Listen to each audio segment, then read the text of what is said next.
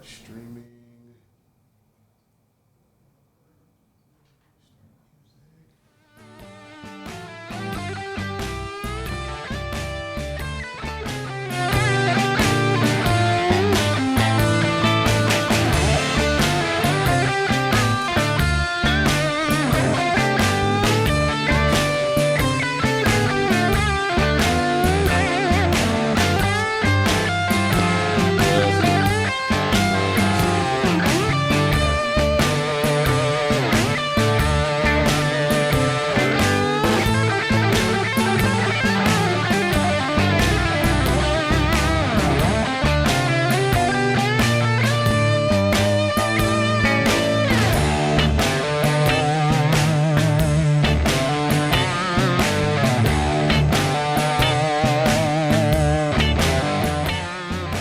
What's up, everybody? Welcome back to this week's episode of Common Sense, the podcast.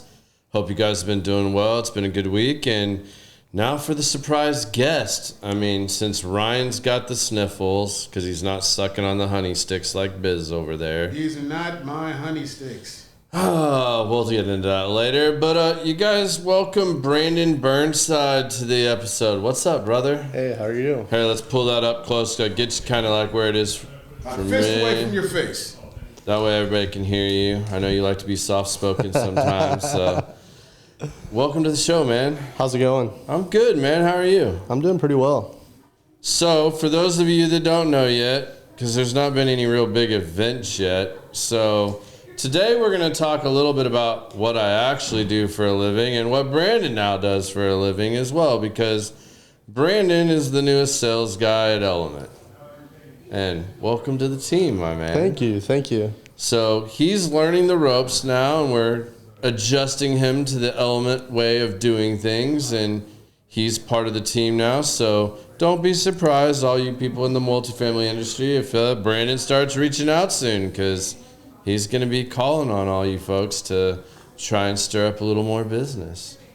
So why don't you start off and just kind of tell everybody a little bit about your background for those that don't know your whole family history in the multifamily industry, because this dude's like whole family is in the industry. Like no kidding there. But I mean, tell us a little bit about your background, where you were born, where you're raised, etc. Well, I was born in Memphis, Tennessee, raised in Texas. So I like to say born in Tennessee, raised in Texas. If you'd have told me that Memphis, Tennessee part, I don't know how much further we'd have been. We'd have to talk about This that interview a little more. is over. I went to school in Wiley and graduated from Wiley High. Soon after, joined the military. Oh, so you do that annoying AMO thing too, don't you? Yeah. All right. That's why John likes you so much. Yeah. For you guys that don't know, AMO.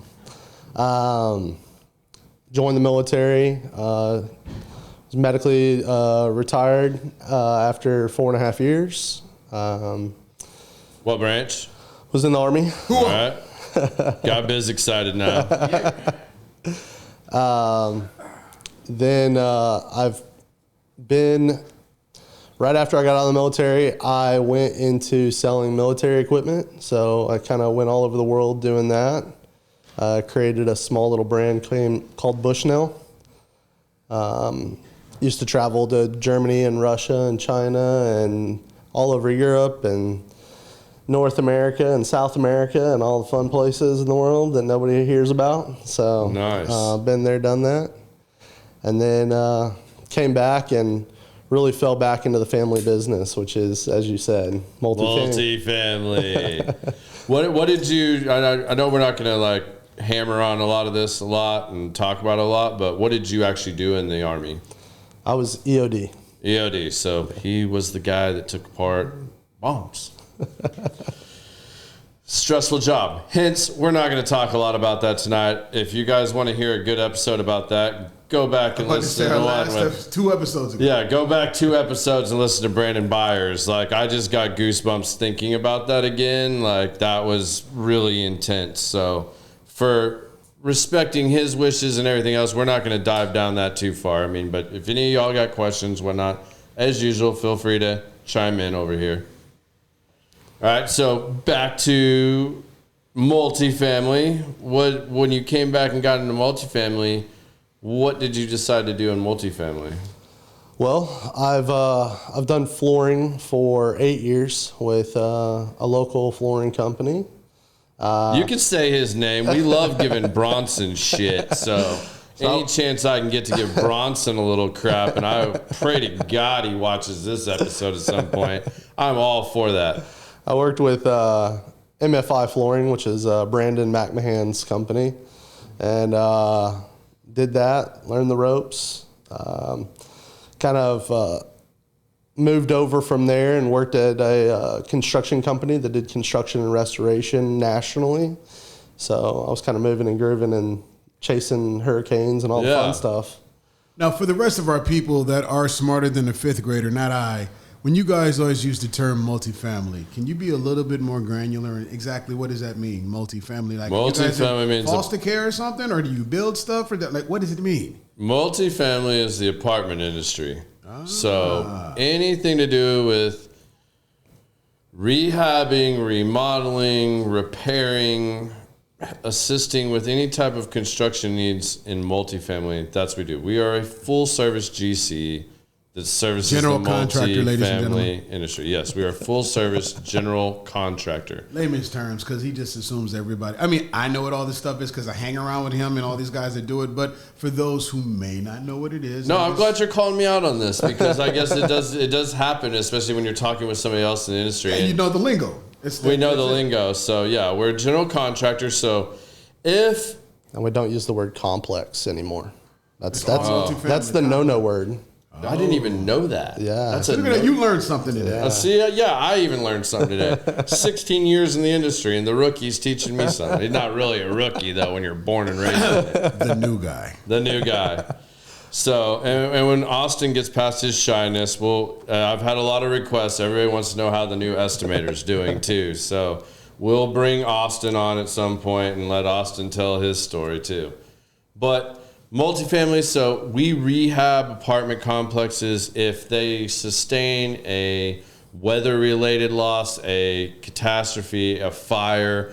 We will assist them with that. If the lender, the city, requires certain general maintenance repairs or something like that, we will also assist them with that. Other than that, it's their general day-to-day needs of they've got a patio that's damaged, a sidewalk, or just really anything to do with an apartment complex. We don't dabble in the residential. Complex. And yes, I said it too. Apartment. I wonder why. Like, is that a new cancel culture thing that now we're like complex is like a negative term? Like, that's so stupid. Like, I don't understand today's world with all this canceling of words and history and man, don't get me started on that. We'll be here for the whole hour and a half. Oh, I'm in college as well, so crazy, man. Yeah. So read a college textbook right now and it's all cancel culture. So how do you deal with this, or how do you look at this? Because you and I talked about this when we first sat down and talked. We got introduced by his mother because I was getting beat up on the podcast about how my SEO sucks and that I'm not doing anything right when it comes to SEO. And his mother was gracious enough to comment and be like, talk to Brandon, he can help you out. So a quick little lunch to talk about that turned into like a 4-hour lunch where he ends up getting made a job offer shortly thereafter and is now a new sales guy at Element. But it started off with us talking about SEO. But thinking about you coming back into the multifamily space, because obviously you left for a little bit, went back to school, trying to figure out what exactly you want to do. I'm sure a big part of your drive and what you want to do in the multifamily industry kind of has to drive around to finding your own space. Because you have so many family members that are Hall of Famers in the industry and have been presidents of the industry, and a lot of big things. I mean, like, your family credentials in the industry are huge. So I'm sure there's a big part of that of wanting to carve your own lane. Absolutely. How have you gone about that, and how do you look at that to still make your own mark in the multifamily industry? I think every day is a new challenge, and every day is a day where I'm striving to really grow my own business and my own path in the industry. And all I can do is, from a day-to-day perspective, is really do what I say when I say it, and when people need something, always be there. And so that's a big important thing for me, is just to always have a good name in the industry.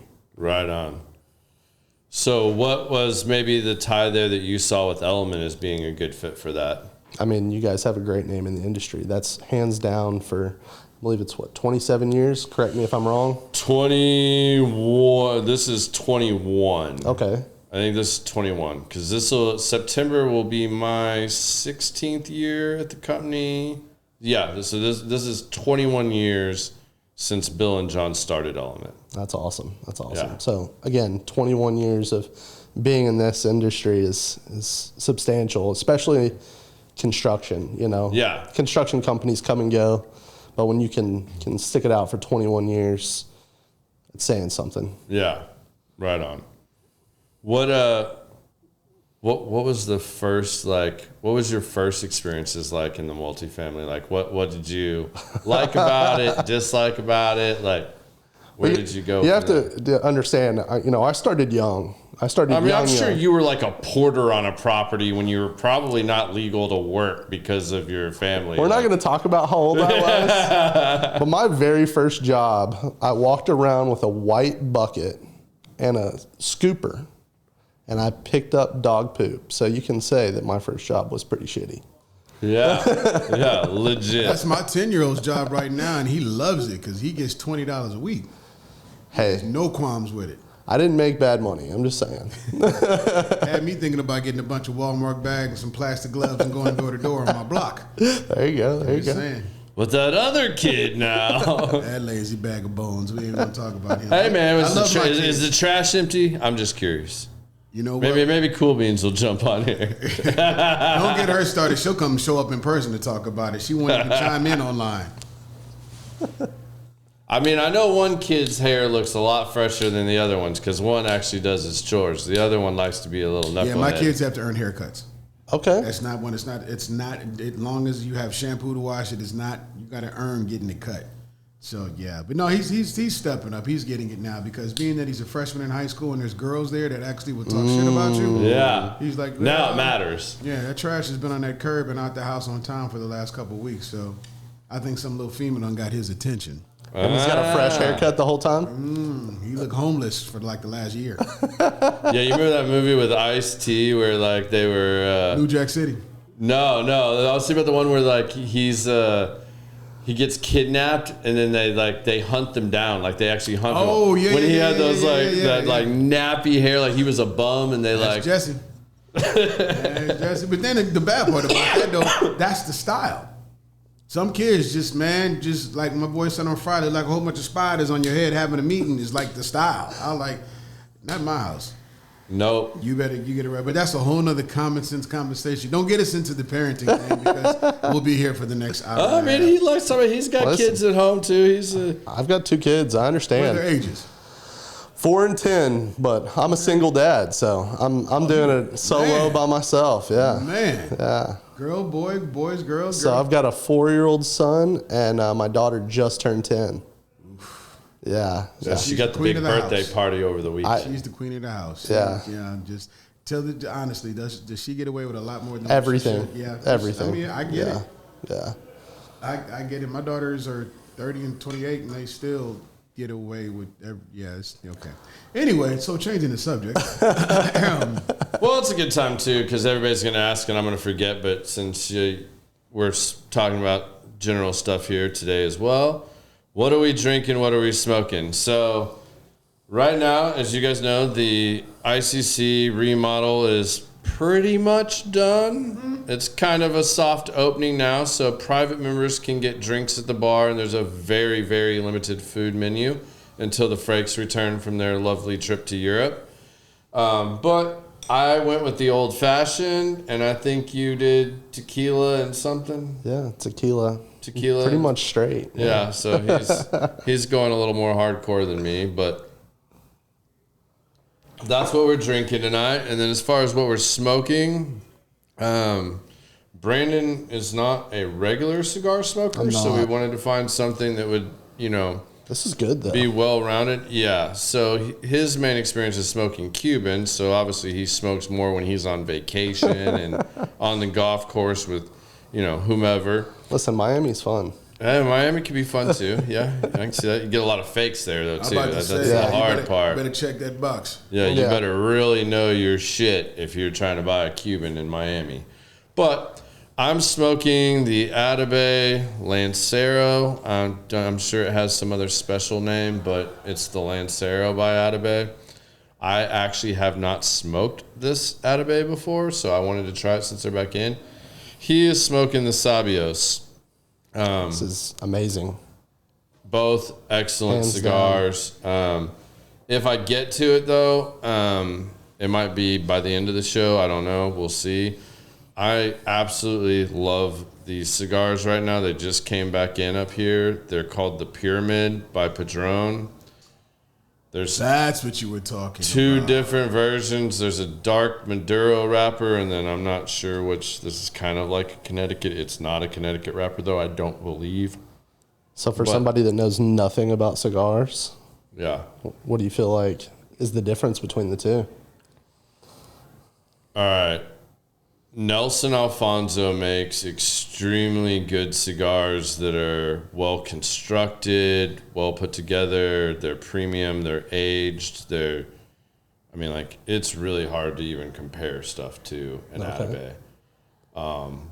Allegedly, there is probably a little bit of Cuban tobacco in these. Okay. Possibly, or at least Cuban seeds grown in some other country. I don't really know, but... Or a dude from Cuba actually put it in his hand and then passed it to somebody else. Yeah, however you want to look at it, but, they're super... he has a large line. Okay. So you have the Bandoleros, you have the Alfonsos, you have the Adabays. What am I forgetting? Come on, Biz, help me out here. I'm forgetting. From over there, Byron.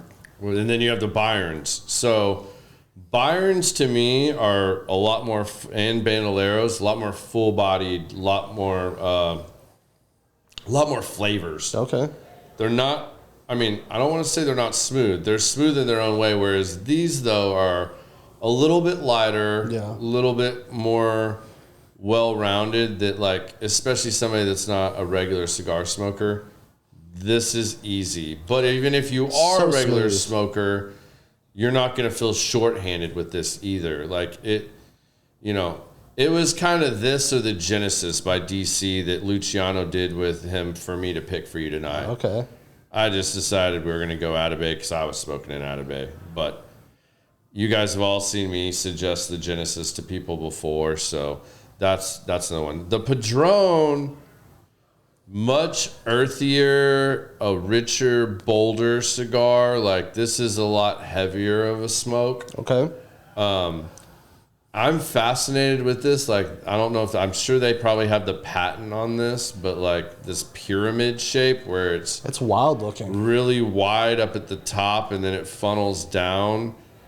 It draws really well. You don't have to relight it a lot. You can set it down, pick it back up. Whereas, as long as I've been talking and not hitting this, I might have to relight this in a minute. Just kind of depends.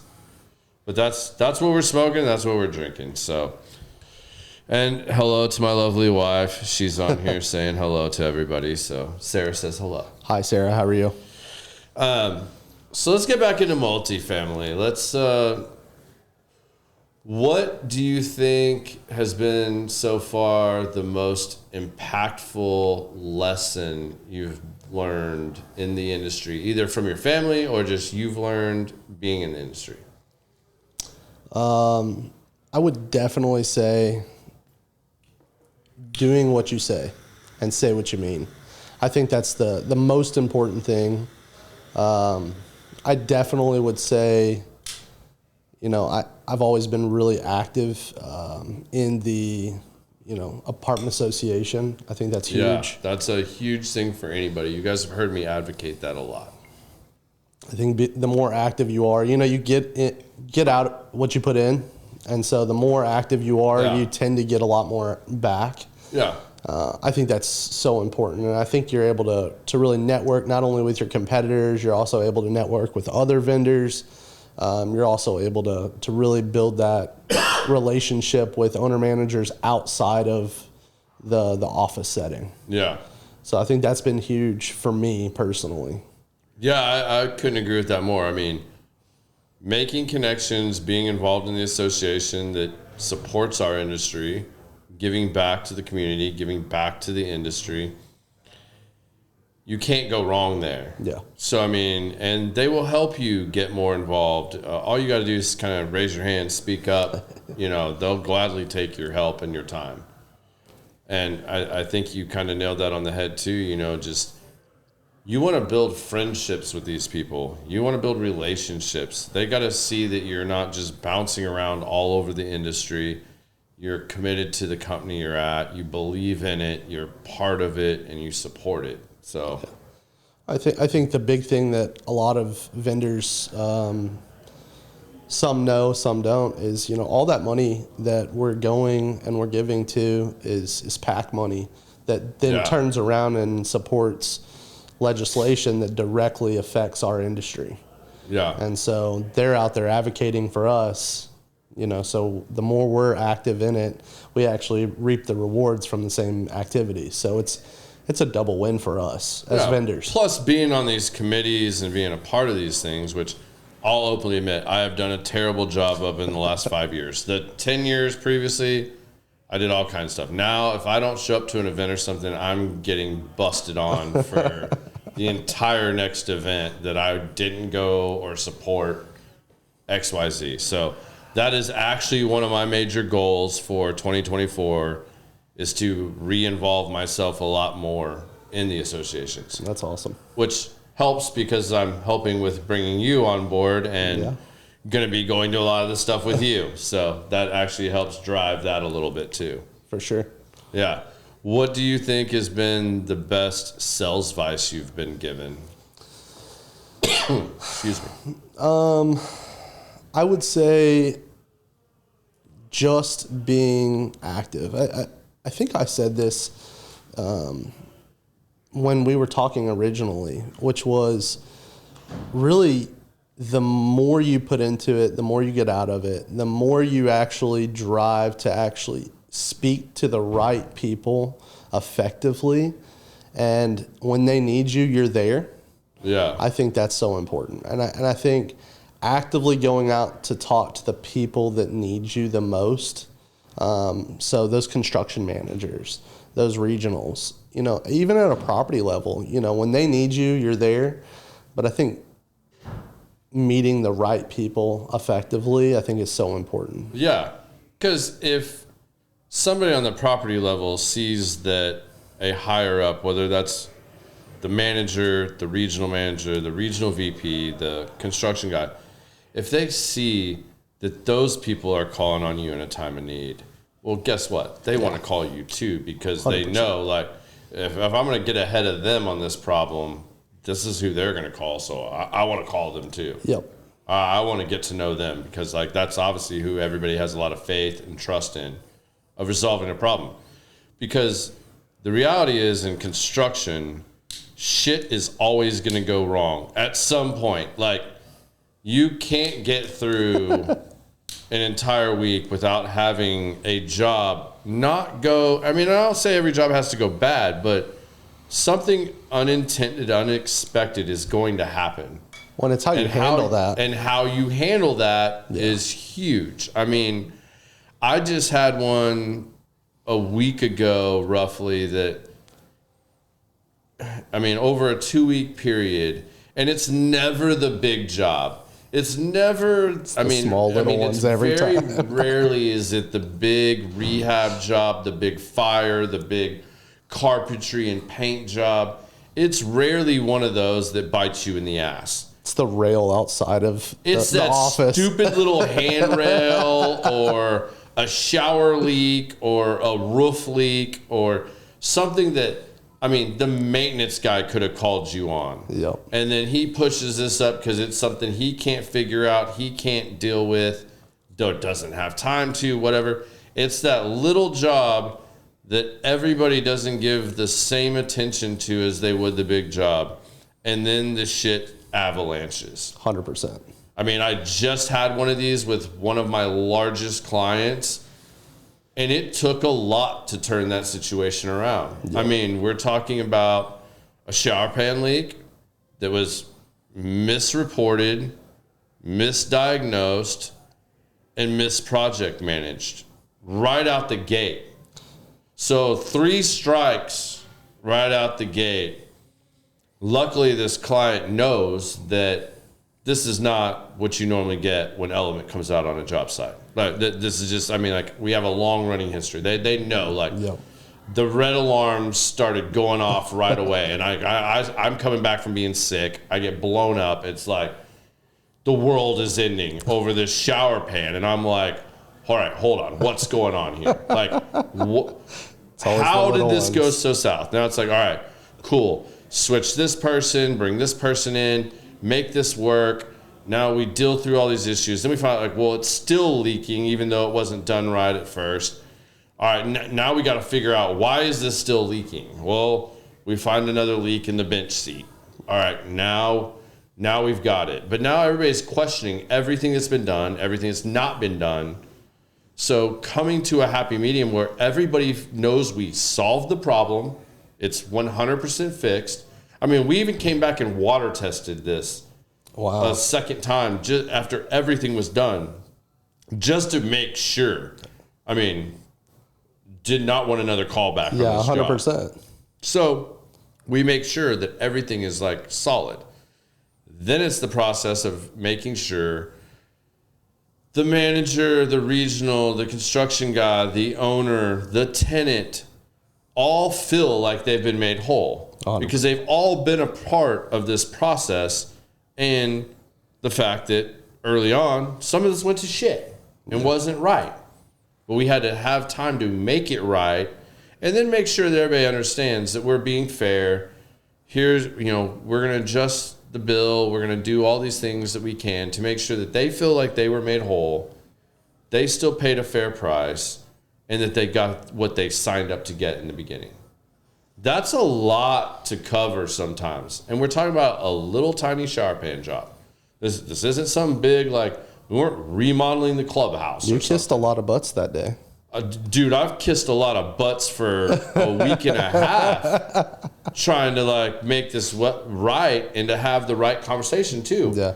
And a lot of times too, it's having the experience and then where about you to not take it personally. And that's hard sometimes because, believe it or not, we actually care about it. That's actually the enjoyment you get out of being in sales in the construction world, is seeing something that needs repaired, fixed, or upgraded, seeing what it was, and then seeing what you actually did to it in the end. So seeing that I've got a pissed off client and a shower that's still leaking, that ain't what I wanted to see. Yeah, especially after coming back after being sick. I'm out. I figured my team handled things. Didn't get handled right. We had to come back in and fix things. So, in the end, as a team, we fixed it all. But how we communicated that and made that work was night and day difference. If I could let everybody read the emails that I got and be a part of the phone calls and be a fly on the wall for the first week, you would never believe the email that I got this morning, where it was thank you. We know this was a hiccup. You made everybody feel whole. Really appreciate how you handled this. Use you on all our properties. Well, that's and glad to see that you guys stood by us through the end and made this right. That's all that matters, honestly, is getting to the result. Yeah. You know, it's those contractors that get frustrated. Yeah. Get Or work- even the project manager, because the project manager that came in to save the day, Yeah. he didn't think it was going all roses and peaches and just everything was great. He still thought like, oh man, they're really, this was tough to deal with. Like, I mean, I did my job and I fixed this stuff, but like, I still don't feel like, he didn't feel like they were very happy, you know, like he still felt like he was kind of taking, you know, and he's eating crow for somebody else. Yeah. So that's a tough position to be in, you know? So like, again, one of the things I do as a senior person in leadership is I made sure that email was shared amongst our leadership team, our construction team, and that he got some kudos for that, because that is very important, because like I said, he didn't feel like he saved the day, although he had. He did. But then as of this morning, he knows he saved the day. He got that attaboy. Yeah. Good job, man. Like, thank you for saving everybody's ass on this one. Like, we all really needed that. So, you know, it's important to recognize that, because at the end of the day, what we sell, you and I, as construction guys for a GC firm, we sell the ability to manage the project better than they can, or when they don't have time, to be there day in and day out, and we bring in the right people to do the job, and they expect us to do it right and do it right the first time and stand behind it. I mean, I think that's what makes a good company in general. I mean, no matter if you're a GC, Yeah. you know, especially if you're a GC, because you run into so many issues so often. But any type of business that's really just trying to grow, you know, doing the right thing at the backside of what's going on is so important. And then just really bumping up your team so that they know when something goes awry, going back and just reinforcing, hey, this is how you handle things calmly. Yeah. Hey, this is the way you handle it, in a demeanor in which we're going to get it taken care of regardless. Mm-hmm. And then in the backside, we can all give high fives. But right now, we're all hunkering down. And so I think that's awesome. What, Brian, nice, who dropped the soap on the shower job. Nice. I'll give you two guesses, Brian. I'm the new guy, it wasn't me. Yeah, it wasn't the new guy. It wasn't any of the, like, really new guys, which there's only two of those. So you can narrow it down from there. But that's all I'm saying on that one. I'm not throwing anybody under the bus on this. It was a good learning lesson for a lot of people. We'll just leave it at that. What's maybe something that's come up in your multifamily career where it was a problem, like this shower pan ordeal, that taught you a valuable lesson of either how to deal with a problem or how to look at it? Like what's something that comes to mind for you on that note? I mean, listen, in flooring, it's a daily. What are you talking about? You have one waste factor. It's super easy. You just go in and sketch it out, figure out how many rolls that roll out 12 feet work. It's easy. What are you talking about? There's problems in flooring too? Thank you, Mr. Property Manager. Yeah. I appreciate that. I mean, you didn't know that you needed 20 bags of float for that floor? Every time you pull up a floor, it's an adventure. Mm-hmm. I have literally been at properties where we would pull up one piece of sheet vinyl and another one's under it, and another one's under it, and another one's under it. And you're at 8 sheet vinyls, and you're like, oh, no wonder the door sticks, because it's been layered for the past 8 years. Yeah. And so it's really interesting. Because nobody wants to pay to abate that first low tile that has asbestos glue under it.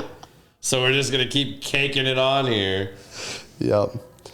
And then we would go in and really just, you know, then it's our fault because we pulled it up. So that's always, you know, a blast when you pull up that last bit of sheet vinyl that's also attached to the tile. Yeah. And the floor underneath is Gypcrete, and you're having to repair everything across it. You mean it's sand at this point? I mean, there's 8 layers on here. There's no way there's still concrete under there. I mean, the pyramids are still standing in Egypt, but that shit is ash. It was a constant thing. And, you know, thank goodness I have a truck. so that I can constantly be throwing carpet and or, additional planks in the back of the truck and running them to said job site at 7 o'clock at night. So that was a lot of fun. And I don't miss it at all. I don't envy flooring people at all. Yeah, it's the same way I feel about climbing roofs. Like, I'm not climbing any more roofs. Like, I got out of the insurance industry not to climb roofs. Like, I have a bunch of roofing crews that are more than capable.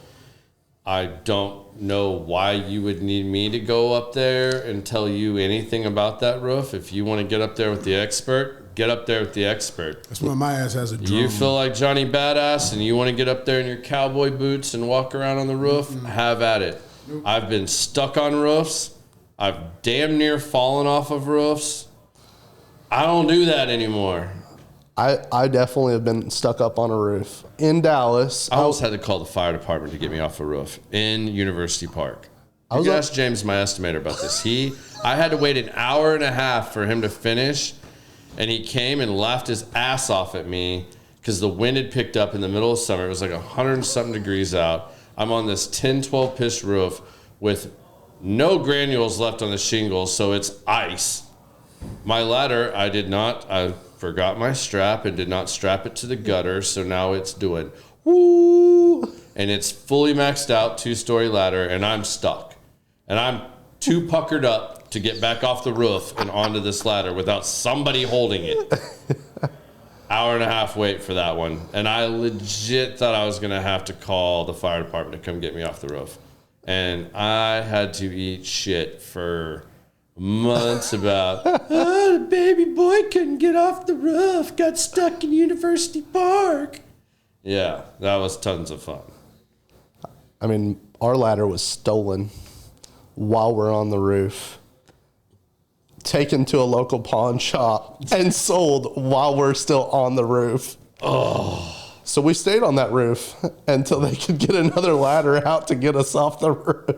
Oh, that's so bad. That's so bad. It's the dumb things you do when you're trying to help people. Like, I can remember one like that too, where I almost broke my ankle.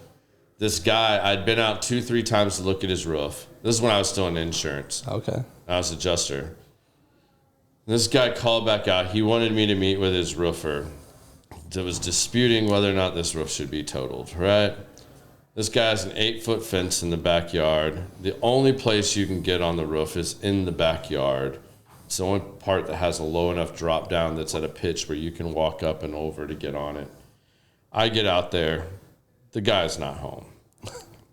I call him and I'm like, hey, man, granted, I'm here about 15 minutes early. I was going to mark out these squares so that when your guy gets here, real easy. Oh, yeah, man, just go ahead. Go. You can get on the roof. I'm not going to be there. My roofer's going to meet you in like 30 minutes. So go ahead, though. It's fine. I'm like, okay. So what's my dumbass do? I pitched my ladder up against his fence because his fence is locked, and he won't give me the code.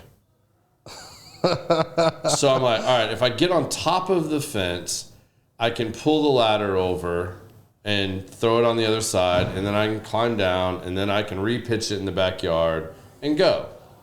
Well, I get on top of this 8-foot fence, and I look below me, and it's like the gate, right? Like I'm right at the gate. I'm like, man, I don't need to like climb down the ladder. I can just hop down. I mean, I can just drop off this. Well, I didn't see the one step down to the pool deck from the driveway. And man, I hit right on the edge of that step and completely rolled my ankle. Passed out for a few minutes. Like it was that bad. Like I passed out. Oh. Woke up, like realized what I'd done. My ankle is, I think, broken, but luckily wasn't. Strap it back on. Now I got to climb back over and get myself out. And then this guy shows up. And this is the best part, though. I get back out, and he's like, hey, so we're going to get on the roof? I was like, you can. You have at it. I mean, take pictures if you need to, but my ankle's jacked. I ain't get up there. This guy starts berating me. Oh, we've been fighting this, and of course, you're not even going to get on the roof. I'm like, dude, I just jacked up my ankle. I'm not getting on the roof. It's too steep. Yeah. If you mark the squares, take pictures. We're good. Technology's good enough. We can do this from the ground. this guy is shit talking me. The whole time he's walking all over the road. He's marking it. Well, about the time he goes up over that second story ridge and gets on the front side that is straight up 10, 12, and then there's a side pitch towards the side yard in between the houses, he goes down, going down the side. Oh. He goes down, he hits the pipe jack, tries to grab it. That just swings him around. Now he's going even faster. Hits the gutter, tries to grab it, misses it, and falls and lands in some holly bushes. And it sounds like somebody just hit a watermelon with a baseball bat. Oh. You just hear this, thud, thud, and all the air went out of him. I'm just curious, like, how many words did he speak on the way down? He was praying to God on the way down. After all that bumping his gums, shit talking, he was screaming to the higher powers, the man above. And he hit that ground. I walked over. I was like, "Hey, man, you all right? Do you need me to call an ambulance? Or hey, you need to get back up on that ladder. Take you? Do you need me to type? I mean, like, do you need some help? Like, just give me a minute." He just gave me the 1 minute sign, and I look at him, and his Jake from State Farm outfit, his khakis are shredded down this side, his shirt's all torn up. I mean, this dude looks like somebody just whipped his ass. That roof did. And I was like, so what do you want to do, man? He's like, we're good. I'm not even going to deal with this. Just, leave me here for a minute. I'm like, man, I'm not leaving until we make sure somebody's getting you out of here. Like, you're all right. Like, you walk to your truck and get back in. I'll help you load your ladder and stuff, even though you're talking shit. My ankle is jacked, but let's just go on down the road. But yeah, dude, I loved it. The dude was talking shit to the second he fell, and then he was just done. Was that instant karma? Yeah. Karma's a bitch. It will get you. I agree with that for sure. So, or God has a sense of humor, That's true too. What's maybe one of the best lessons you learned from one of your family members, since they're all in here? Let's throw one of those out here.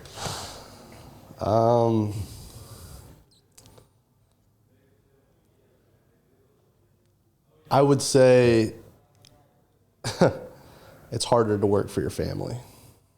Oh, working from your family is terrible. I wouldn't recommend that to anybody. But so who all in your family can do it in the industry? Like, give me a breakdown of who does it's what. It's probably easier for him to tell you who's not in the industry. But he can try. I'll see how he answers this. My godmother is a CEO of a management company. Mm-hmm. My mother is the president of a management company. Ain't nobody got no punk ass positions in your family, bro. They run stuff. No. My birth father is the CEO of a management company. Ain't nobody a janitor. Ain't nobody bookkeeping. Nothing. Everybody there's a C in front of everybody's title so far. Keep going. I'm just saying. My father is an owner of a roofing company. My sister is a director of marketing for a management company. So, do you think your two kids? You think is it in the blood? Or do you think they're going to have any? I mean, it's too young to tell at the ages they are. But I'm just saying, do you have an inkling that they're going to be somewhere in this industry once they get up out of here? I would say what I know about the industry is that we all drag our kids straight into it. Okay. And so one thing I think everybody has to understand about multifamily is it is a huge business. I mean, it's all across the world. No. It's a tremendously large group of people, but it's a very small, tight niche group too. Like, you really have to put in your work. You really have to put in your time. People have to get to know you, know what you're about, who you work for. Are you sticking around? Again, are you bouncing around, whatnot? Yeah. Because they're not going to give you the time of day if you are. Nothing. I mean, but that's why I don't think many people leave either. I mean, like even you've come and gone from the industry a little bit, but at the end of the day, I come back. You come back. And I don't think that's just because of your family. I think it's because of the positions you had in different sales roles. You know how long it took you to, even somebody that has a family in the industry, you had to earn your own respect and your own name. And you know how long that took you. And the amount of time you had to put in that. And I tell every guy that's starting out, different for you because you're already in it, but 2 to 3 years, minimum. I was so mad at one of my partners when he first hired me at Element. He told me he'd have me selling in a year. Bullshit. Took 3. And that was me doing 2 jobs for 3 years to build up to the point that I could be sales full time. So like, you have to put in the time. And when you do that, I think you recognize like, man, it doesn't matter where you go. Like, you may get tired of selling flooring, but you still have all those connections. Yep. You still build all those relationships. And that applies wherever. Like, you could have gone to selling roofing for your dad. You could have come to Element and be general contractor. You could be selling paint for Sherwin-Williams. Like, you still have a shit ton of options, but you know what it took to get there. 100%. And if you were a person of your word, you had integrity, you did the things you said you were going to do, and you took care of people, and you were good at any of those jobs, then you're going to have another opportunity in the industry because people know what it takes to build up and to sell in this industry. For sure. And I would say that, you know, the best thing about this industry is it's so big. The worst thing about it is it's so small. And the moment that you don't do what you say, they remember that. Oh, yeah. It's going to take you a lot of time to save face and bring that back around. And I've definitely, I'm a firm believer that like once you've built that relationship with the right person, it takes 9 months. But it's to find that right person and getting up to meeting that right person. It's a baby. So, you know. I'm going to say if you're really on your game or you just naturally click with somebody, you're looking at 9 months to a year of just, you know, because you don't, you know. It takes a year to get that person. Sometimes it takes a year just to meet, to get the introduction. Yep. You know, I tell this story about, it's Willowbridge now, but it was Lincoln. I've told this story before of how long it took me to get in there. And the whole reason I did it is because somebody told me I couldn't, that it was impossible. I bugged the shit out of Darnell Harris for months, probably a year, to the point he finally told me, like, hey, the guy you need to talk to, I've got him going to this business exchange. He drinks this beer, bring 2 beers over, stand in line, talk to him, tell him I sent you over here. And that started everything to one of my long-term relationships. You know, my other big client, I inherited from one of my partners, and several people either stepped in or tried to take over that account. And at the end of the day, the main decision maker is like, no, I've said from day one that if it's not you, it's him. And it's because, like, even when I estimated for this client, I took care of him. I built a relationship with him. Yeah. You know, even though technically early on I wasn't supposed to call him directly because I wasn't a sales guy and that wasn't my role, and I was supposed to report to him and let him make that call. I might have went around that rule a little bit at times and been like, hey man, like, you didn't hear this from me, but you got this major liability out here. I was only called out here to look at this. Do you want me to address this while I'm here or not? And he's like, absolutely. You take care of that. Like, thank you. I'm more pissed that I have a full-time staff that walks by that every day and no one else has said anything to me. Yep. And you know what? It was little things like that I built a relationship with this client. It's also a very good friend of mine. And that's why I have this account to this day. Is, you know, and that started out with me being an estimator for him. And that's why I tell all the guys, whether it's a project manager or estimator, treat all these people exactly how you would want to be treated. And don't shit on a porter or a maintenance guy, because that guy eventually is probably, if he's good or stays in the industry, he's going to be a head of construction one day. Well, I think or the leasing agent's going to be a regional VP at some point if they're good. There's a porter, and I think it was... in Dallas. Mm-hmm. he became the president of a property management company in DFW. So went from porter all the way up To being president of a management company. of being the president of the management company. I believe that. And I can see that. I know some of those guys at Lincoln that have been there, you know, I mean, granted, some of them have started passing and stuff like that, which is super sad. But, you know, some of these old guys that have been there a long time. I mean, there's guys that, I keep saying Lincoln too, so forgive me. It's Willowbridge now. I don't want to offend anybody, but it's hard for me after having this long relationship to remember I say the that. same thing about Pinnacle. Now it's Cushman and Wakefield. So Yeah. So, I mean, you have all these things here. They change names, get bought out, grow, expand, whatever, merge. You have a lot of that, but it's really tough because some of these guys, like, I mean, I know for a fact, and I won't say names because I'll butcher this, but I can think of like 4 or 5 people at Lincoln that have been there for 25 plus years, 35 plus years. And I know for a fact some of them started out as a porter or just a maintenance guy in college or right out of college. And now they're VPs, heads of construction and this and that all grew up in the industry. my mom started out as a leasing agent. Yeah. And she's now the president of a property management company. So, I mean, And she's been a president of the association. Like, your mom's one of my favorite people. And I'll tell you why, too. I butchered her name so bad the first, few times, and she didn't even correct me. fair enough. She did, the third or fourth time. What's the first one you said? Was it? Are you cool with me saying it? Yeah, please do. Okay. I called her Char. Char. That's Char. pretty common. The other one Char is was the first one I did, and it was Share. Share is another one. I did that one, I think, at one point too, and it was just so confusing because it's just looking at the spelling and stuff, and I don't have the greatest hearing in loud environments.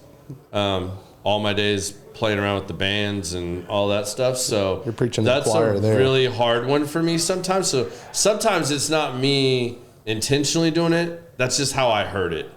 And, the Char one, that's definitely how I heard it the first time. And I saw the look on her face, but she didn't correct me. And your dad was looking at me like, idiot, and I was just like, okay, that was uncomfortable.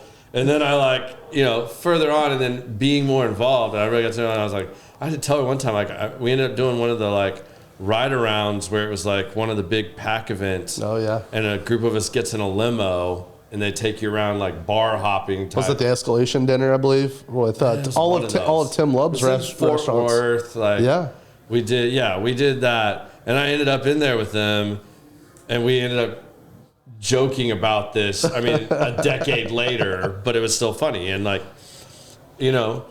don't think as a good salesperson too, we were talking about building the relationship. I can't tell you how many people I've worked on building a relationship with that I don't ask them for their business. Not for a long time. Usually I hope after a while they're like, why aren't we working together? Yeah. Those are the best transitions when 100%. You've made yourself present, you've built a relationship, a friendship, and then they ask you. Yeah. That is the best scenario, in my opinion, in multifamily, period. And I think that goes for a lot of different sales jobs. I think the relationship matters above everything. And the person who taught me originally how to sell in the industry was Pat McMahon. So Brandon McMahon's dad, who was the OG. He's like the godfather of flooring. Yeah. But Pat, every single time he would go to a property, he would get the birthdays of the property managers, the regionals, the birthdays of their kids. He would learn, everything about everybody in the industry, and he kept it all in notebooks. And then he would go back, and every single time he would get a job or they would have an anniversary or an event coming up, he would handwrite a card.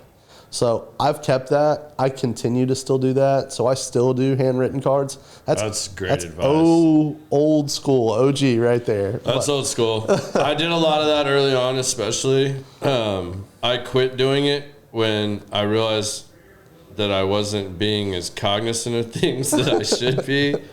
Because, and this is just a funny story to tell myself, because my dumbass had a Jewish client that, I mean, his last name tells you everything. We just became friends, and I don't put people into categories. I should say I try really hard not to.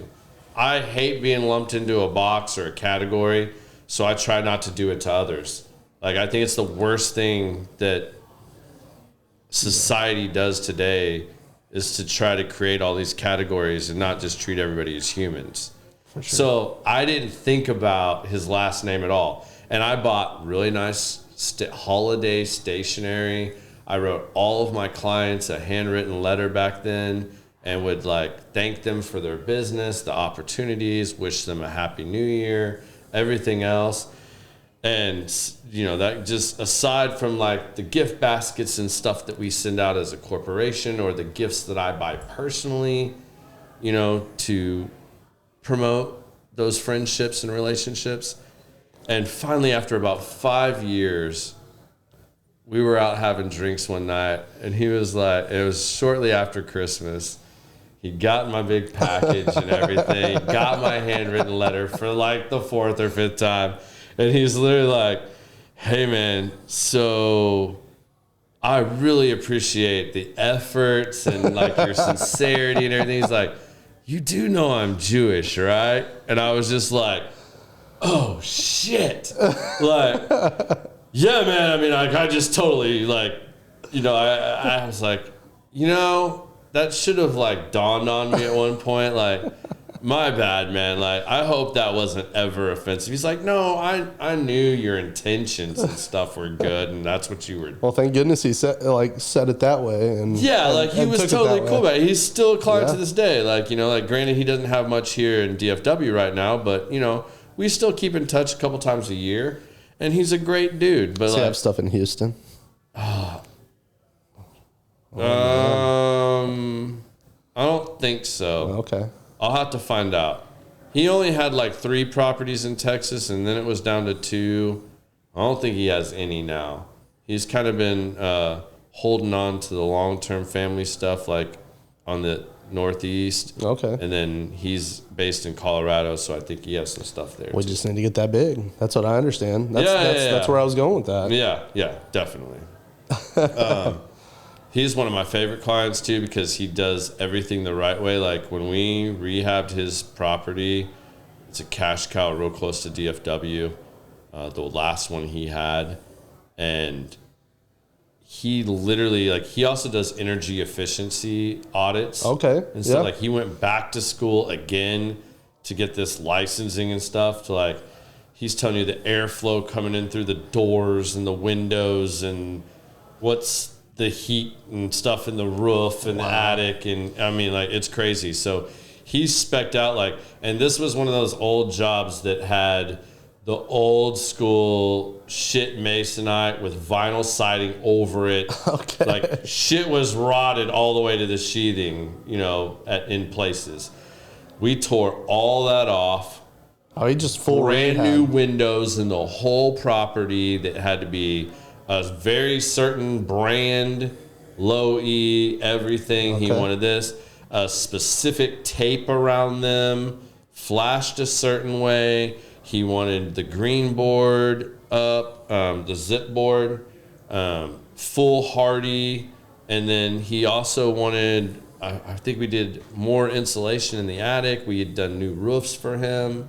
That he went above and beyond with the spec. I think he ended up doing like a 50-year shingle on it or something. Wow. Like, I mean, dude, like, and I mean, people made fun of me at first because, like, for 3 or 4 years, it was tic-tac jobs he'd call in all the time. You know, I'm helping him with bullshit that people thought was too small, they didn't want to deal with. The headache shit.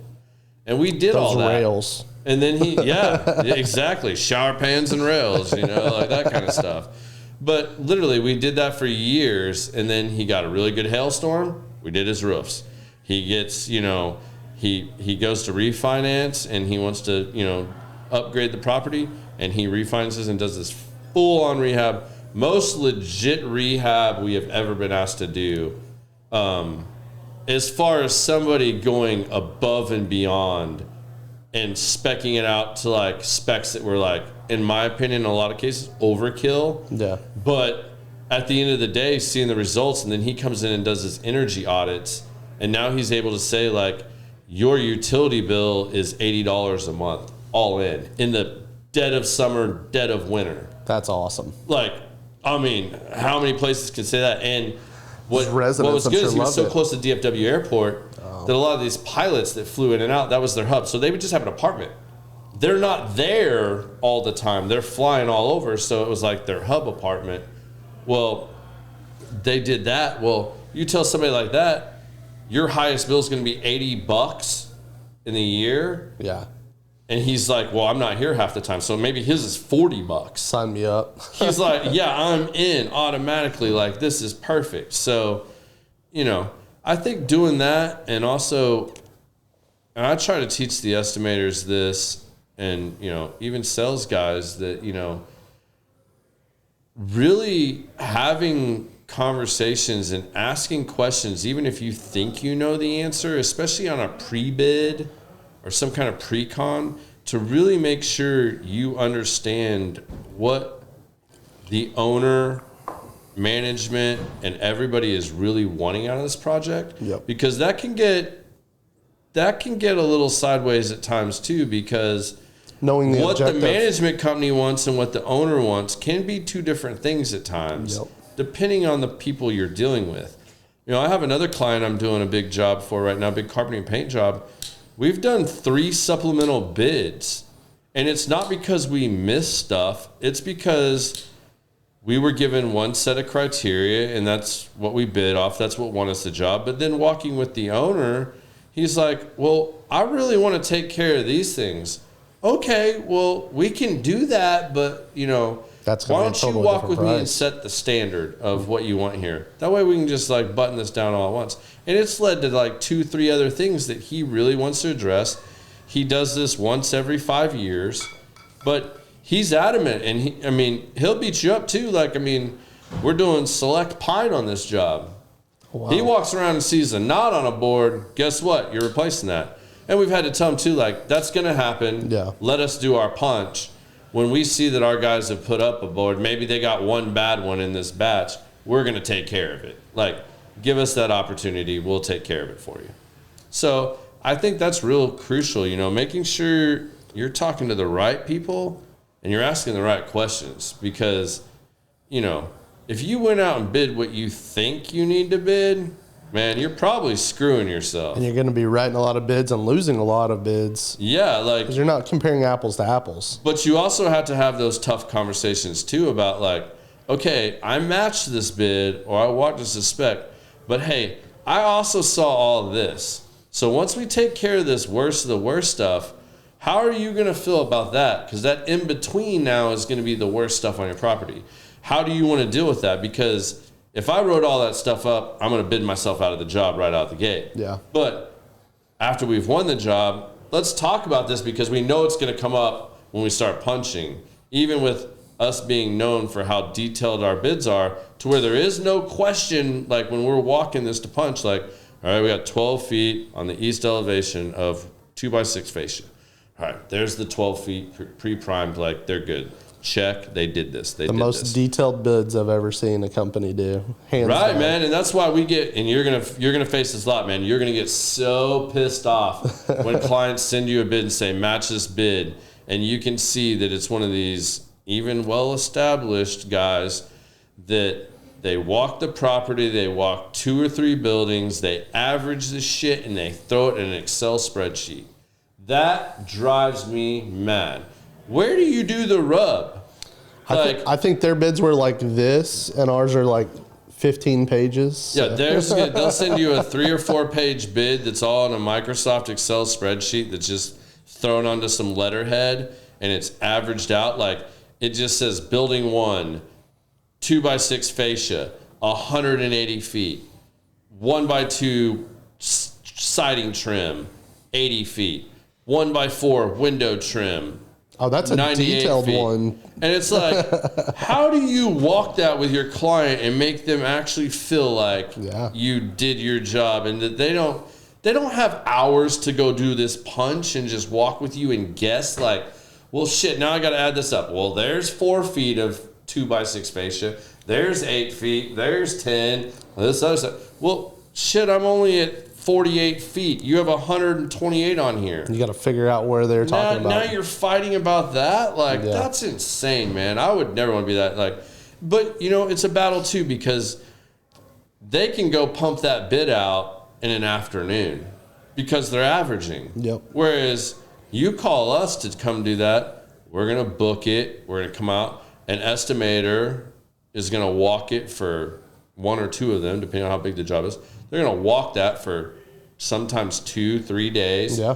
Then they got to meet subs, get them out there, call in pricing so we make sure you're getting them the best pricing. Mm-hmm. Then they got to type all that up, get it to the sales guys so that they can price it out, then sell it. So we might be at a week, whereas they turn one in 48 hours, and then the client, well, is that what you want to go off of? Or do you want to? No, and that's what happens too. We get used for bidding a lot of times too, because they want our scope. Then they send it out to all their buddies.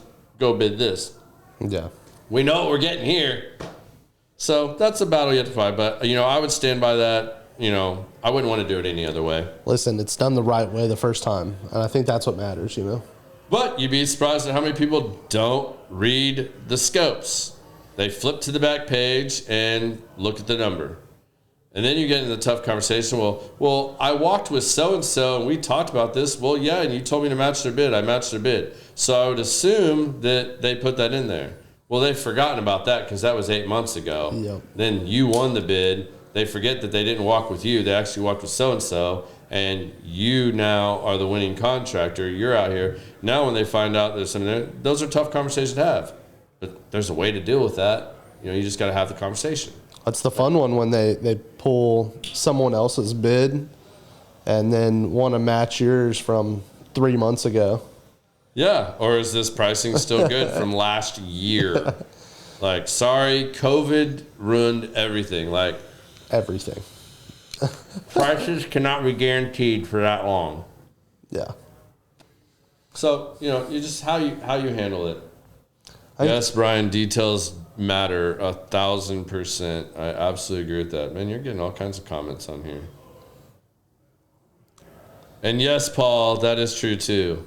It does not hurt showing up wearing the exact same colored coordinated outfits every single time.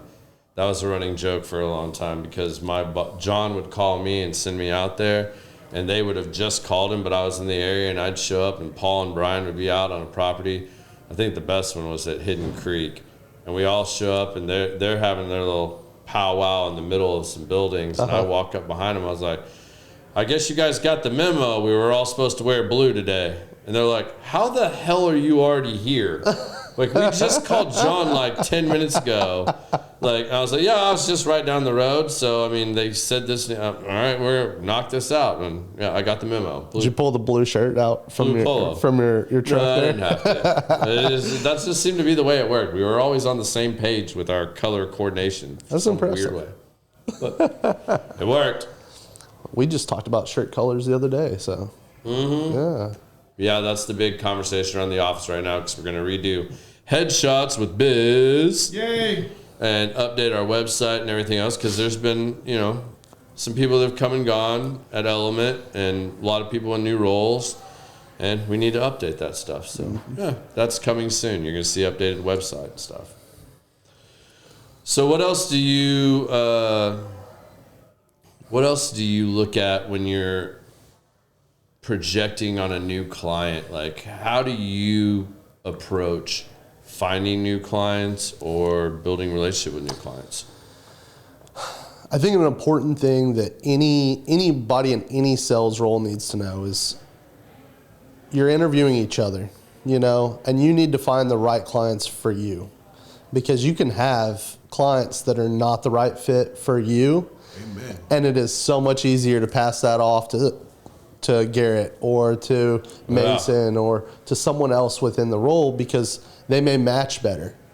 That being said, being out there and being diligent, you tend to pick up more, but if you're just being seen in the, hey, I'm dropping stuff off today for the 37th time, that's a little different than having that dinner conversation where you really deep dive and find out what that client's needs are, what that client is really looking for long term. I think that's so important. Sounds like when you what Garrett was saying earlier about dealing with the guy with the little knick-knack stuff until it grew into something big. You got to understand that it's a relationship. Yeah. And so many companies, like he said, they'll get on you. Oh, that guy's just throwing you another, tic tac. Oh, he's throwing, and they'll give you a hard time.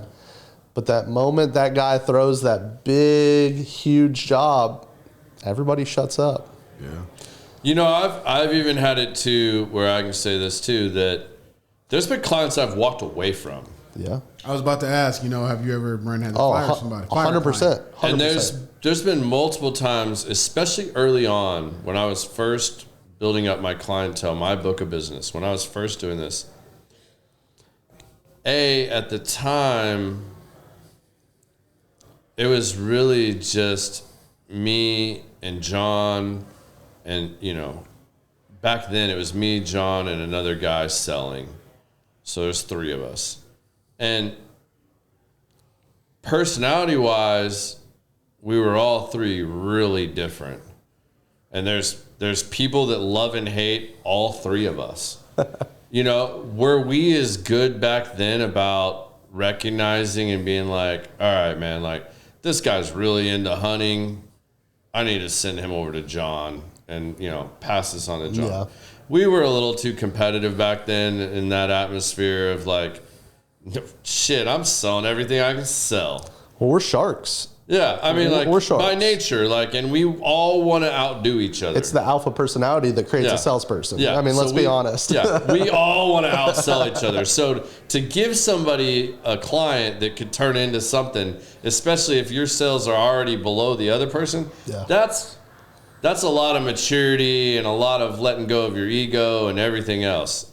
We weren't real good at that early on. I can say that straight up. But I also got beat up early on when maybe the company really would have liked or could have used that sell.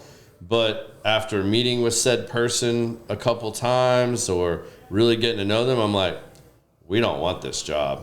We're putting lipstick on a pig. And this is just going to be a headache. This is bad. We don't want to deal with this. And I got called in and questioned on it a couple times. And I'm like, all right, well, here you go. Here's all the bids I've given this guy. He likes to drink XYZ. You can find him at this bar on this night of the week, 9 times out of 10. Here you go. Here's all the information. You guys want to go take this on? Go right ahead, but I'm going to pass. They obviously accepted that and, understood, but again, tough conversation, and it's not always easy to do that.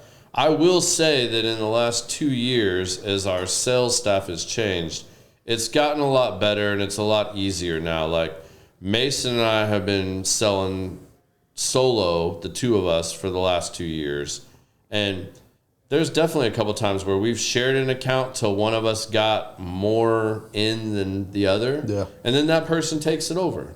There's been other times, too, that I've met with somebody or at the business exchange, my first appointment was with so-and-so, and I sit down with them, and I'm like, man, me and this guy have nothing in common. Like, I'm all about cigars and bourbon and hanging out, and I want to go to events.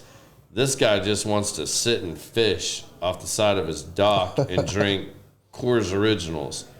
Well, that's probably way more up Mason's alley than my alley. And, I'll tell Mason, like, hey, man, call this dude, see if you can go anywhere with this. Yeah. Or, same thing when we sat down with you of like, hey, these are the accounts everybody has. These are ones we've kind of been thinking here, but if you can get in further, go for it, man. Yeah. And like you said, like, that's really important to recognize, too, that, like, man, this guy's ex-army, this guy's blah, blah, blah, blah, blah. Well, shit, I don't have anything in common with him other than I like guns and, blah, blah, blah. Brandon's probably going to like, these guys would be hanging out every weekend when he doesn't have his kids, These guys would be BFFs, Well, shit, that's way more lucrative to give that to you, whereas I'm going to struggle and fight to get any work, whereas you might go in and that might be your new best client, and that helps the company, which, regardless of position in the company, the more sales we can do across the board is better for everybody. It lowers overhead. Yep. So it makes your commission check higher either way. So even though you're not technically getting that little tic-tac of a sale on your numbers to be like, I'm leading the group right now. Well, my bonus check that would have been 2% less is now 2% higher because you actually did sell a bunch of stuff to that guy, and now we've brought in that extra income. I think any sales role, and this is one of the biggest things that I've learned over my years of selling and kind of leading salespeople, is you have to be able to be a really good reader of body language, of personality, of demeanor, of what their urgency is, and knowing their why. Yeah. When you know their why, you can attack that in the manner in which they best will respond to it. Yeah. But one of the biggest things is you may not be the best solution.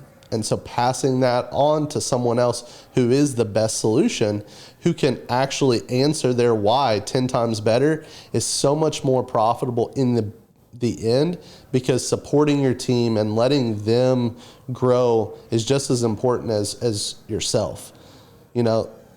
Especially in working in the same organization. We're all kind of sharks in the same shark pit, all trying to eat the fish that are there. But here's the thing, is we also are all protecting each other and protecting ourselves in the organization and growing and really, really. I've been in situations where, and I think you told me about this same situation, is you even have competitors where you're still going after the same clients. Yeah. And with that, you really understand, okay, well, this client kind of fits my competitor a little bit better, and you're throwing bids at the same. Maybe favors them a little bit more. Yep. And you know it going into it. And you may take the back seat, which means you're not getting that big job, but you're still getting 50% of the work. And then that person comes or goes and changes, because again, this industry, people are not always in the same position. It's a lot of movement, a lot of changes. But it's those guys that sit there, and it's those guys that wait, and those guys that are consistent that end up getting the work. Well, I think the hard part about what you just said is, if a manager or a construction guy calls us for a bid, he's going back or she's going back and presenting to the group once they get their 3 to 5 bids. So knowing the personality types is important, but it depends on what kind of project you're bidding. Yes. Because what happens when, I'll be interested to see what you think about this, but what happens when your head of construction calls you and says, I want you to bid this carpentry and paint. Go walk it, give me your scope. And there's going to be 3 others. Mm-hmm.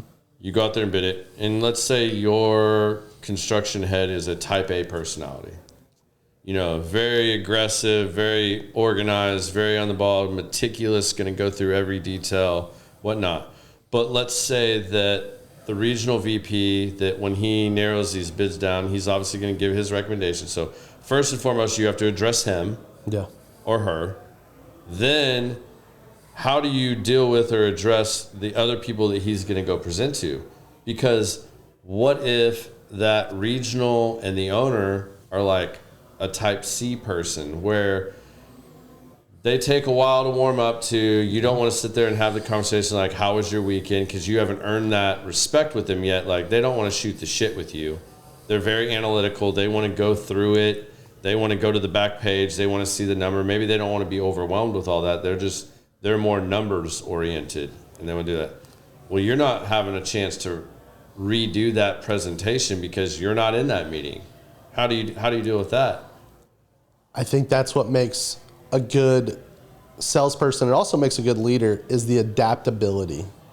You know, I've actually been reading a book recently that's just talked about Spartans and kind of how they grew and how their whole culture transpired, and it's all about adaptability, and it's what made them great, but it's also what brought them down in the end. Yeah. And so the big thing with salespeople is how do you adapt to the people that are engaging with you on a daily basis?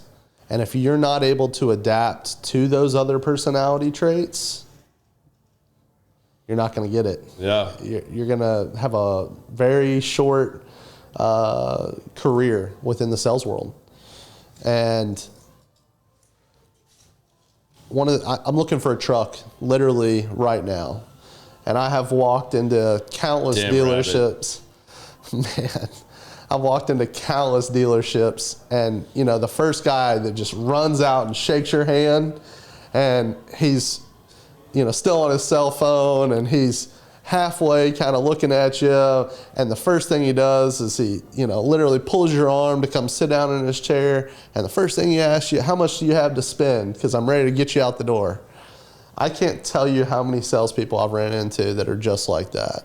Mm-hmm. Because they are so gung-ho to get the dollar, they're not caring about the experience and growing their relationship. Yeah. And so you're going to the wrong dealerships, first of all.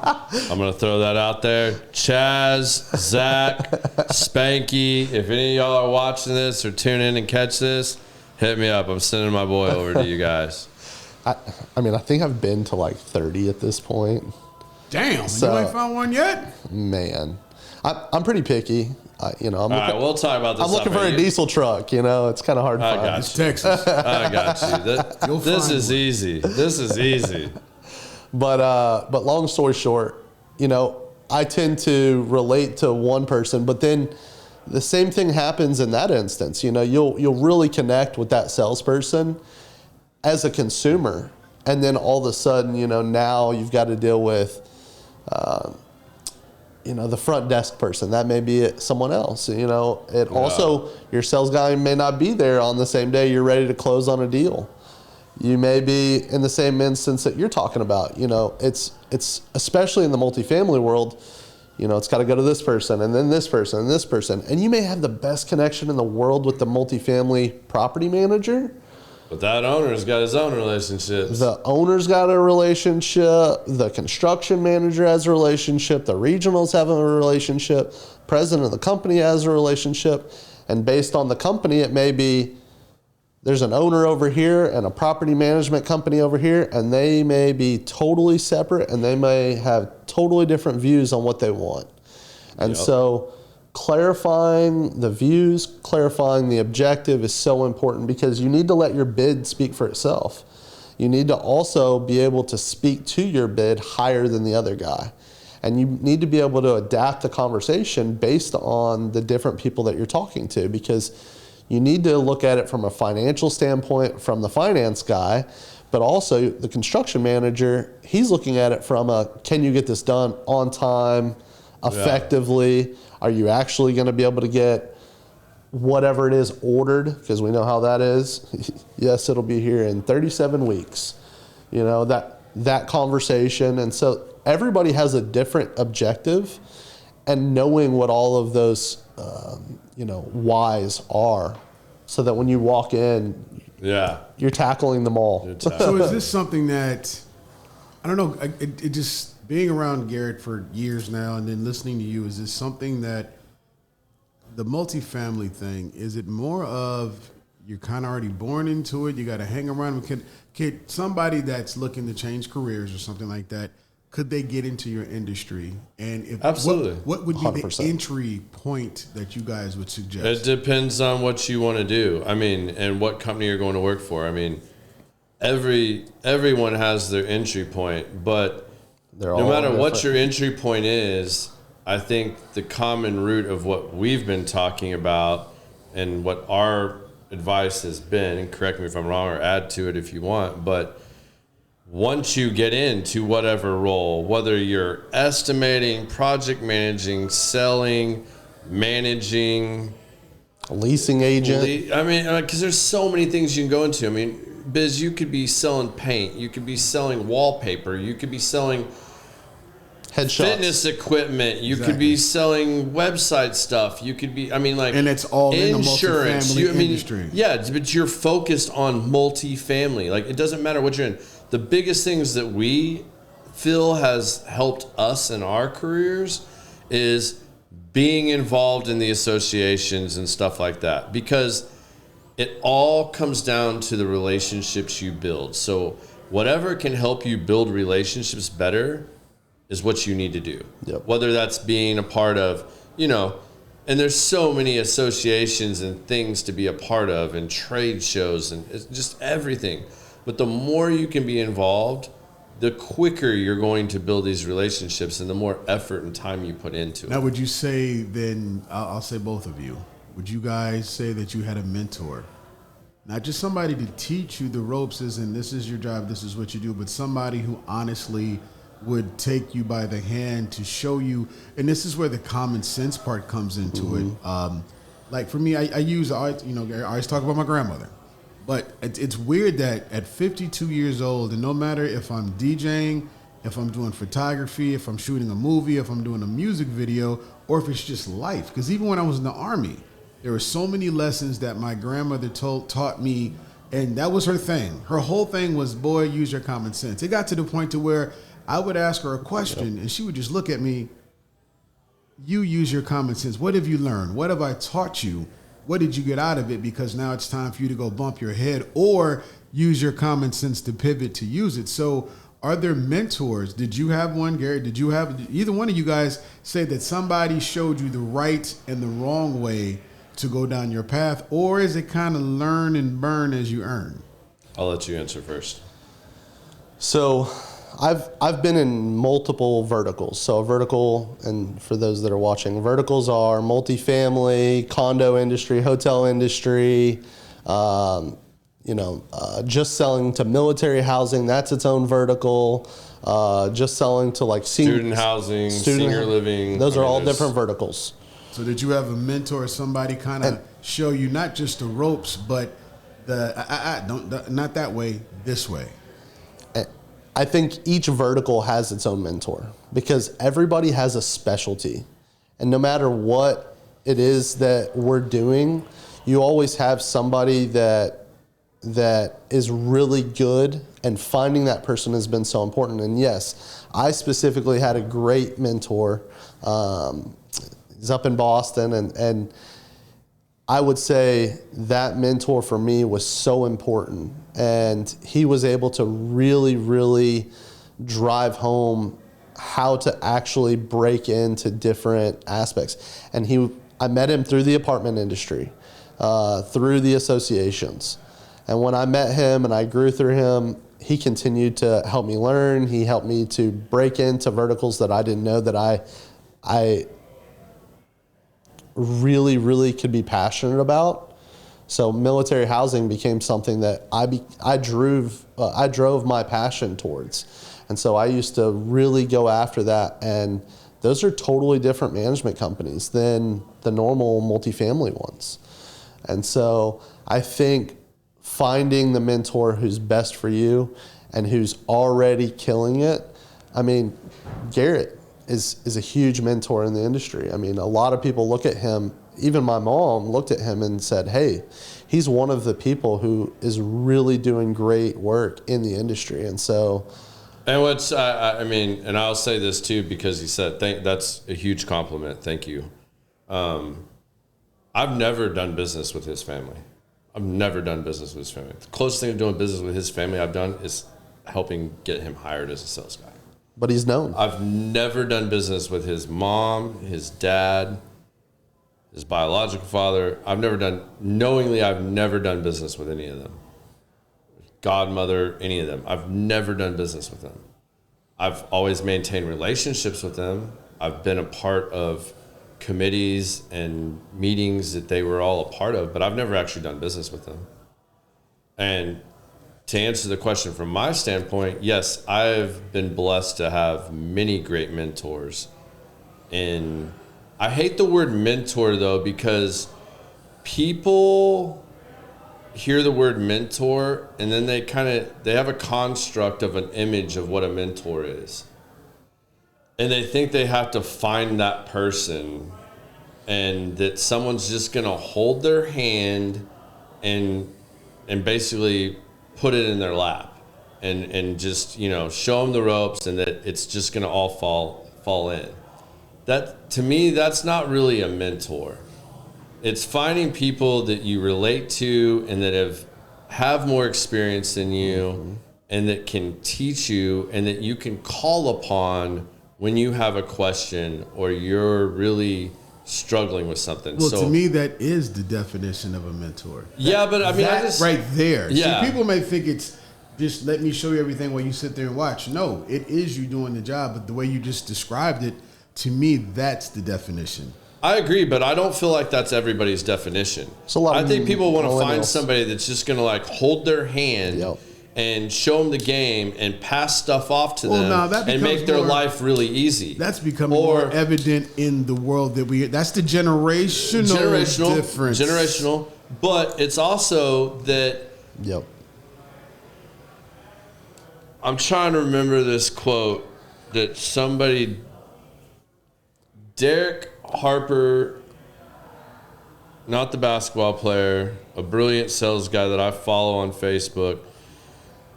He talks about planting seeds and reaping what you sow from your harvest.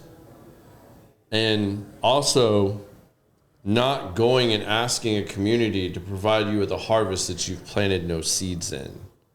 Now, I probably didn't say that exactly right, but it's pretty close.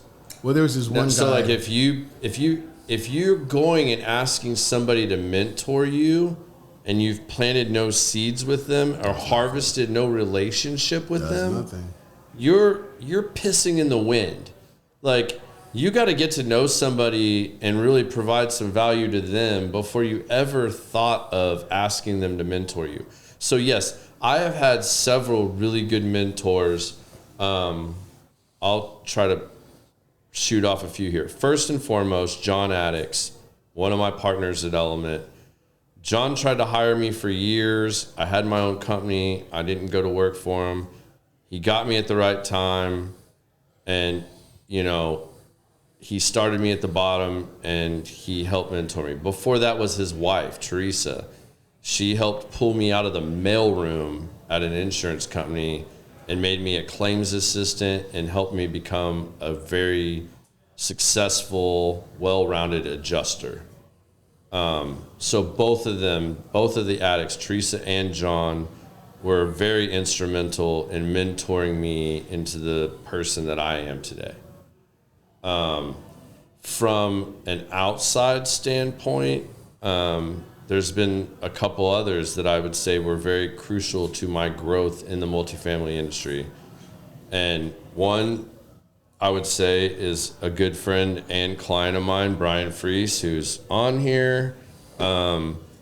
Brian has always been willing to communicate with me, share his thoughts and insights from the other side, and even when I was wrong, politely, correctly tell me why they see it a different way, and taught me that from my role to the client role, he's been instrumental in really showing me a lot of that.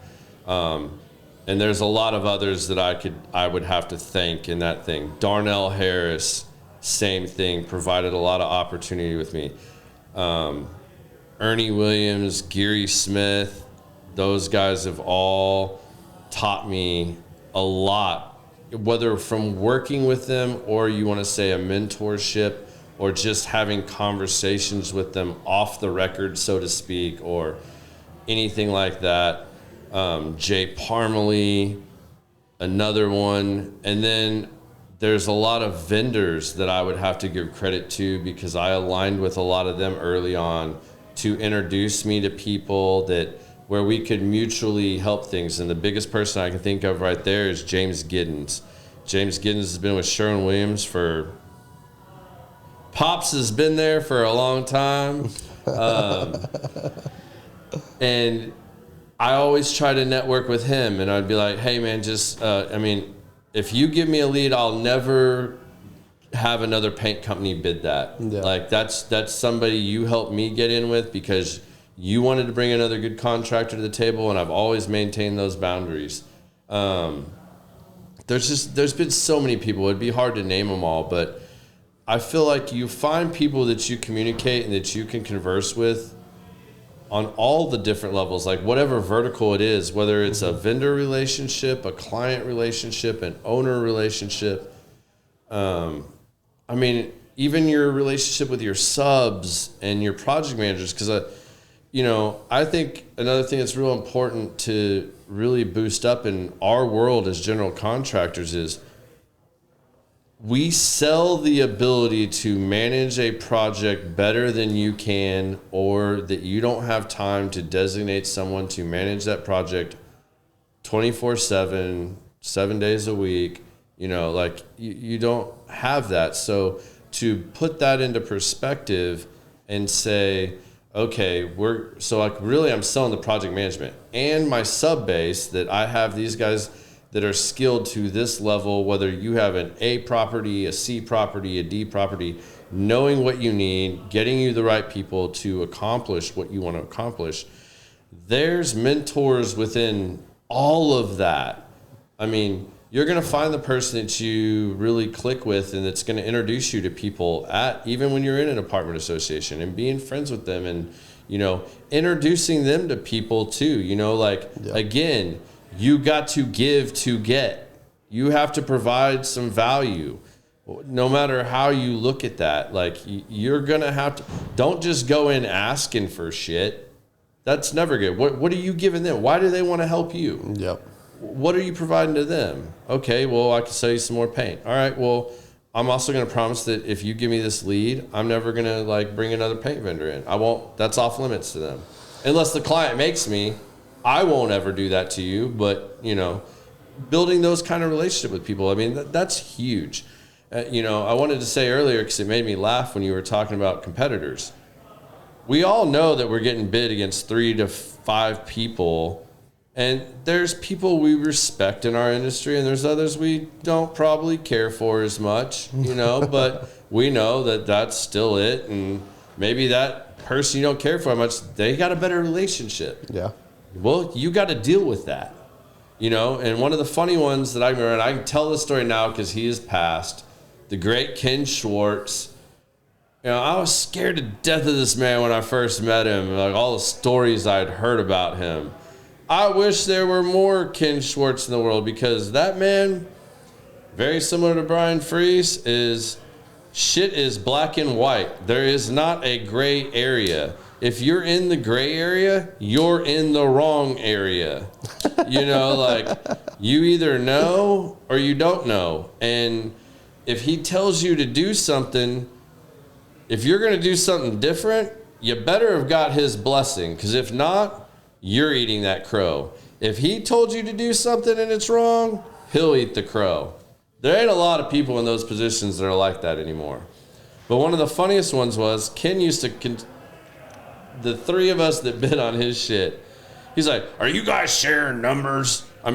You guys are within $1,000 of each other. And you give a shit. Well, no, we didn't share numbers. But one thing I did do, and it's funny, and I can tell a story now. This guy is now one of my clients. He was an estimator / sales guy starting out around the same time as I did for one of our major competitors. I won't say their name. They're publicly traded now, though. That's all I'm going to say. So they're a big-ass company all across the U.S. I think that just gave it away. But maybe. Well, who knows? We'll see who's paying attention, who's listening. But him and I would be out here, and we're at this bid property, and he'd be like, all right, you guys got 3 days to get me this bid back in. Like, I need this and I need this shit now. All right. Well, I'd look at my buddy and we'd be harassing each other like, dude, why are you wasting your time? You know I already got this in the bag. Like, you got the last one. You know I'm getting this one. You know what I mean? Like, that's just the way this is going to work. Like, and we would bust on each other. But at the end of the day, I went up to him and I was like, hey, man, you want to be here all day? He's like, not really. We're going to be here for 2 days walking this shit. I was like, we could be or we could not be. So we all know it's going to come down to relationship, and then we're all going to come in the same realm. Yep. So I got a suggestion. How about you walk phase 1, I'll walk phase 2. We'll go to 7-Eleven or Kinko's or FedEx. We'll make copies of our notes. You walk that half, I'll walk this half. We'll be done today, and we can both be working on our bids and typing this shit up. Yep. So how about we do this? All right, sounds fair to me. We did that on almost every big pain in the ass job that neither of us had time for.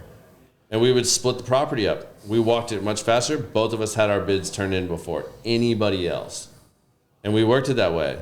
He later on went to another competitor, and then he got hired by one of his clients, and now he's the construction dude over there. And he's one of my clients now. And we have a great relationship, and we still talk the same trash to each other. We're just as close. But that's where our relationships are. So it was mutual respect. We knew we were all in the game, Yep. but it was a mutual respect. Like, hey, let's make everybody's job easier, because somebody's got to create the scope that everybody's bidding off of. And then it made the client's job easier. Like, he would have hated if, like, I was admitting this and was still doing shit for him. But reality was, it got him his bids faster. Yep. All the bids, for the most part, at least 2 of his bids were apples to apples, because that shit lined up and we both walked it the same way. Yeah. And wrote it up that way. Now, I don't recommend that to everybody. Obviously, we had some experience with each other and knew that there was a commonality here and that we both cared about our job to the same degree. I wouldn't do that with just anybody, you know, because I know what we put into our bids. So, you know, it's a little bit different there, but it worked. And to this day, it's another client I have now. That's huge. And we have that relationship, and it goes on and on. So It's all in the relationship. well, we are at a little past 8. I know we started late, but we're gonna have to sit down and do this again sometime. Absolutely. We'll touch base maybe at the end of the year. Or one of the cool things we have planned with the podcast coming up with the association and the industry. There's gonna be some stuff coming out we're gonna do. That's awesome. 2 questions for you. Uh-oh. This is the good ones. Uh-oh. So you gotta be ready now. Oh, man. If you could leave your children with one piece of advice, what would that piece of advice be? Whew. I'm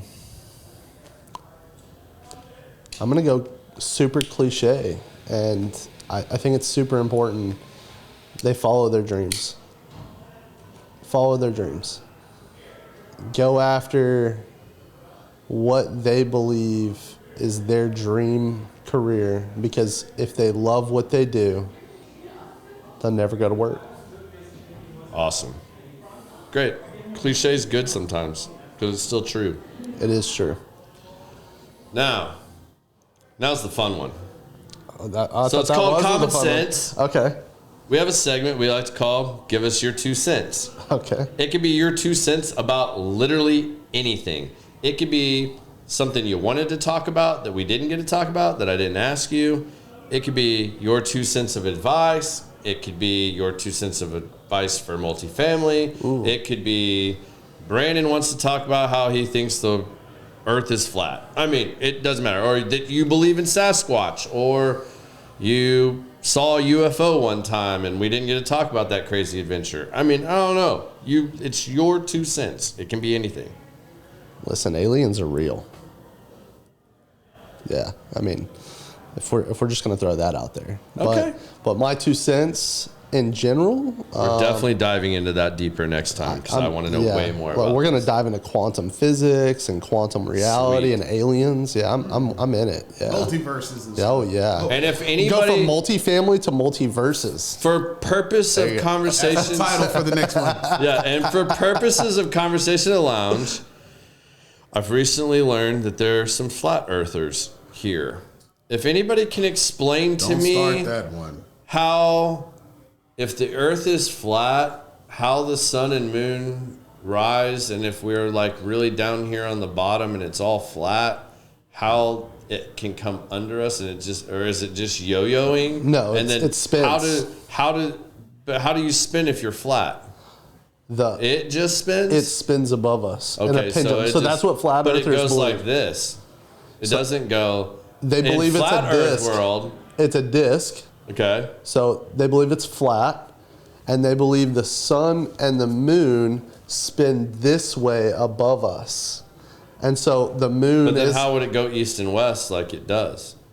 Well, Does that exist in flat world theory? I'm just curious. It's still going east and west because if you are, let's say here, it comes around, and so it goes But how does east it to ever west. set?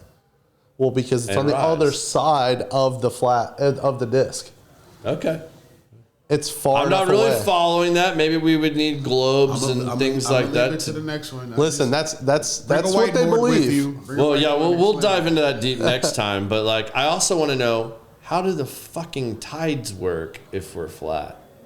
They believe that there's a wall of ice around the entire world that keeps the. So you know a lot about this. Oh, yeah. We're gonna have to really. All right, next time. All We'll the dive- ice I know is on Game of Thrones. Not Game of Game of Thrones. Yeah. That was anyway. Okay. Winter is leave that coming, for- right? We'll go back to your 2 cents. Sorry. I wanted to go down a rabbit hole since Ryan wasn't here to go down a rabbit hole. When he gets off his PEDs and, isn't trying to be Conor McGregor 2.0, we'll have Ryan back on and do this. But, yeah, go for it. I'll actually stay within the multifamily space. Okay. And I would say the easiest 2 cents, and we've already been talking about it, is definitely join the associations and be active. You've already said that. But with that, you're going to get what you give. And so there's a lot to do in the associations. And there's a lot that you can really reward yourself because there's a lot of charities that are tied to associations. Yeah. And so I've got a huge passion towards like Toys for Tots, which is the Marines. Toys for Tots, awesome. Then you got this weekend is the UGM bowling tournament. Bowling tournament this weekend for the Union Gospel Mission. FWAA now? I mean, what's I have the no new? idea. Yeah, we're going to butcher this. It's something FAA or FWAA. Yeah, Fort Worth Apartment Association, maybe. All right. Yeah, I'm going to give it that. All right, we'll go with that. And then, our company has its own charity as well that we do a golf tournament for. So Jonathan's Place. I would just say you get a lot more out of things that you actively go after, especially in regards to charities and especially in regards to the apartment association. Well, dude, thank you for joining us today. It's been a pleasure. Glad we get to sit down and do this. I got 2 quick announcements before we wrap this up. So those of you still on here, one of these I talked about a little bit last week. The other one is next week, y'all asked for more multifamily people. So I finally got it lined up. The great Bob Duff is coming on here to give us his knowledge and to drop knowledge on all of us. Man. Bob Duff, for those of you who don't know, kind of a legend in the industry. Yeah. Some call him the mayor of multifamily. I mean, he's got all his nicknames and stuff, but tune in next week. We're going to have another great multifamily show because you guys are asking for it. You want me to do more of this, so I'm going to try and give you more of it this year. Secondly, this is super important and a passionate project of mine. As I mentioned last week, my good friend Naz is battling stage 4 cancer. I made the event post today. It's out there. I hope you guys will link in. If you can't attend the event and would like to donate, a couple different ways. The Venmo for his wife is attached. where we're going to have everything go to. The event is posted. It's going to be at Will Call Bar on March 30th. We're going to have bands, drinks, food, silent auction. You can come to this free of charge. We're going to have stuff. We'll have the Venmo posted. Donate whatever you can. Treat it like you're going to see these bands and you're going to pay the cover charge.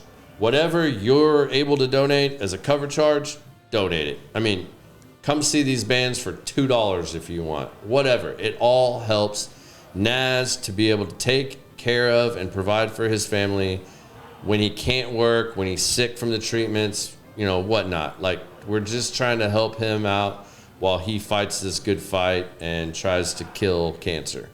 So we've got the great Paco Estrada closing the show. I hope to have my boy Howard confirmed here shortly so we can bring back some old school acoustic stuff too. We've got Dream Fever playing early on. We've got some other stuff I'm going to announce later on. But even if you can't be there, you can still donate if you'd like to. Go to the event page. It's all over my Facebook, Instagram, whatnot. It's Naz Thomas. You guys can donate any way you want. If you have something cool, if you own a business, if you have memorabilia or gift cards, or you have season tickets to XYZ, whatever, any of these donations you guys can provide for the silent auction helps tremendously. Last time, I want to say, like, I did this, 50% of the funds we raised were off of the silent auction donations. So awesome. Anything you guys can do to help out with this, please do. I'm asking personally, favor to me. We're going to keep talking about it on the show all the way up to the event, but starting at 2 o'clock, Will Call opens at noon on Saturday. Starting at 2 o'clock, I'll be there setting up. First band's going to go on around 4 o'clock. Last band will go on, well, Paco will go on around 9, maybe a little earlier. We'll see what we can squeeze out of him. But Paco is the lead guy at South FM, very famous songwriter for multiple bands here in DFW. If you don't know Paco, look him up. He's phenomenal. We'll get him to play some of the classics and have a good time. But then from 10:30 to close, they'll have their normal house resident DJ there playing. So come join us. Food, drinks. JR, the owner of Will Carl, is even going to make a donation based off of the food and drinks purchased throughout the event. So that's awesome. Great event we have coming up, and let's help my buddy Naz out. So all of you, thank you so much for joining us, watching us tonight. Hope you'll join us again next week. Be safe out there. Peace.